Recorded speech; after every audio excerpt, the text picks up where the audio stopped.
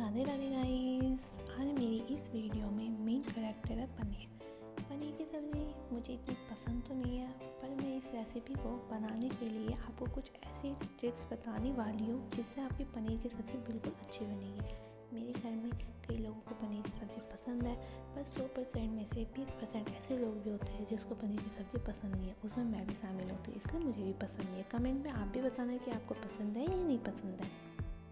देखिए गाइस, इस रेसिपी में कुछ ऐसी चीज़ें भी होती हैं जो हमें जानना बहुत ज़रूरी होती है, पर कुछ लोगों को ये बात पता नहीं होती। चलिए इसे हम बनाते हैं और मैं उस बातों को आपको बताती हूँ।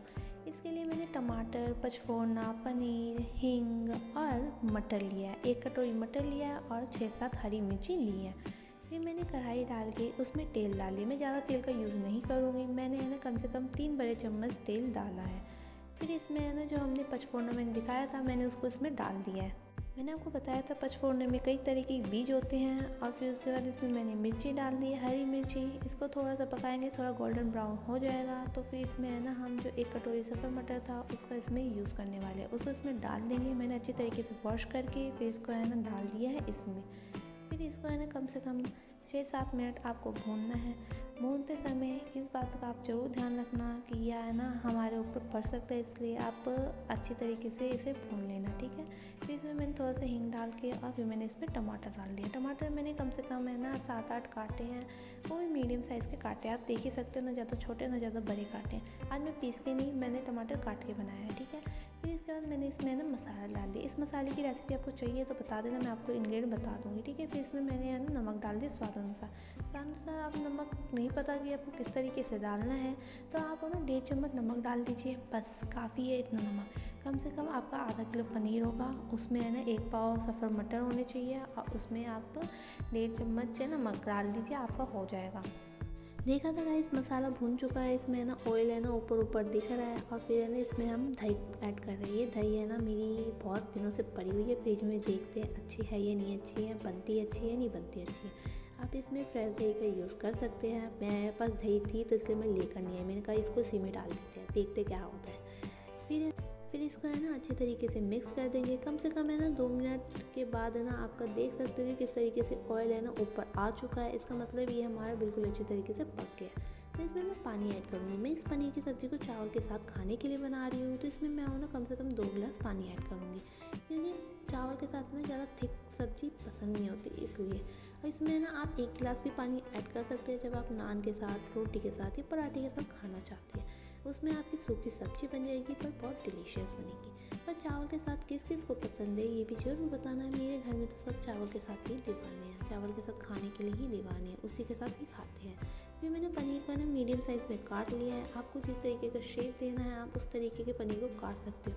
5 मिनट के बाद है ना हमारी इस सब्ज़ी में उबाल आ चुका है। उबाल आ जाए, एक उबाल आए उसी टाइम आप पनीर डाल देना। थोड़ी देर के बाद 2-3 मिनट के बाद जो उबाल आएगा, फिर उसके बाद आप इस गैस को ऑफ कर सकते हैं। आप उन्हें इसको हिला दीजिए थोड़ा सा, जो जाके सारे पनीर में है ना एक इक्वली डिस्टेंस में फैल जाएगी, ठीक है गाइस। फिर ये आप पनीर की सब्ज़ी बताना कि आपको कैसी लग रही है कैसी नहीं लग रही है। आप देख सकते हो 5-6 मिनट के बाद हमारी सब्ज़ी में उबाल आ चुका है। आप धनिया को बारीक काट लीजिए, फिर इसको गार्निश कर सकते हैं, वरना धनिया नहीं डालना आप उसको स्किप भी कर सकते हैं। ज़रूरी नहीं है कि आपको धनिया डालना ही होगा। देखिए गाइस, आपको किन बातों का ध्यान रखना है मैं आपको बताती हूँ। जैसे कि मैंने इसमें पचफोरना ऐड किया। पचफोरना ऐड कई जने करते हैं, कई जने नहीं करते, पर किसी लोगों को ये नहीं पता कि हम ऐड किस लिए करते हैं, तो मैं आपको बता देती हूँ। पचफोरने में कई तरह के बीज होते हैं, जैसे कि जीरा हो गया, अजवाइन हो गया, मेथी हो गया, ऐसे कई बीज होते हैं जिससे हमारी सब्ज़ी की है ना स्वाद नेक्स्ट लेवल तक पहुँच जाती है। एक बार आप डाल के नोटिस करके जरूर देखना। मैंने इन बातों को नोटिस किया है। इन छोटी छोटी बातों का हमें ध्यान रखना चाहिए। इन्हीं छोटी छोटी बातों से हमारी सब्ज़ी में एक अलग नेक्स्ट लेवल स्वाद बढ़ जाता है। फिर दूसरी बात ये है कि जब भी आप मसाले को भून रहे हैं उसको कम गैस पे भूनना है, तेज़ गैस पे बिल्कुल भी मत भूनना। कम गैस पे है ना कम समय में ही भूनना है। 2 मिनट काफ़ी है, बहुत ज़्यादा है। इससे ज़्यादा आपको मसाला नहीं भूनना है। ज़्यादा मसाला भूनोगे तो आपका स्वाद है ना इंक्रीज़ के बदले डिक्रीज़ हो जाएगा। इसलिए 2 मिनट से ज़्यादा मसाला मत भूनना और 2 मिनट से कम ही मसाला मत भूनना। इन बातों का ध्यान रखिए और सब्ज़ी को बिल्कुल अच्छी तरीके से बनाइए। और इस पनीर की सब्ज़ी को और आप ज़्यादा इंक्रीज़ करना चाहते हैं स्वाद को, तो इसमें दही ऐड जरूर कीजिए। दही से हमें भले ही नुकसान होता हो, पर उसमें स्वाद भी बहुत इंक्रीज़ होता है।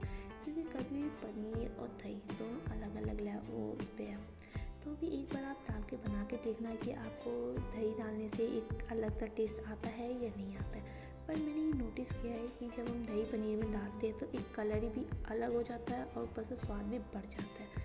आप इन बातों का ध्यान रखिए और इन सब्जी को बनाइए। और जब भी आप सफ़र मटर को भूनते हैं तो उसको भी है ना कम गैस पे भूनें, क्योंकि वरना सफ़र मटर उड़ के आपके शरीर पे पड़ सकता है। इन बातों का ध्यान रखिए, इस सब्ज़ी को बनाइए। मैंने आपको 4 टिप बताए हैं कि आप इस सब्ज़ी को किस तरीके से और इंक्रीज़ कर सकते हैं। ये वीडियो अच्छी लगी तो लाइक शेयर सब्सक्राइब जरूर करना। राधे राधे।